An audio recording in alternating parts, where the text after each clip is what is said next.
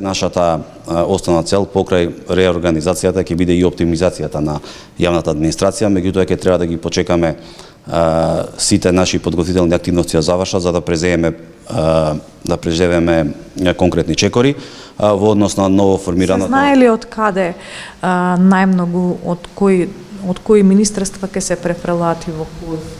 Видете, сега не сакам да предуцирам одредени работи, додека не ги имаме сите елементи на маса.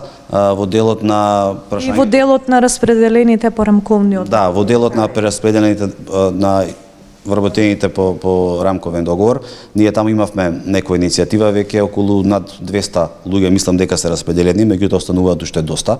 Министерот Манчевски најави пред неколку дена дека и тамо ќе преземе можеби и некои порадикални чекори за сите оние што не одат на работа, а во делот на ново формираното Министерство за политички систем, се надевам дека ќе нема нови вработувања, него вработените од секретаријатот за спроведување на рамковен одбор ќе бидат превземени, а доколку имаат потреба од зголемен број на вработени, ќе се преземат од оние кои што треба да се реорганизираат.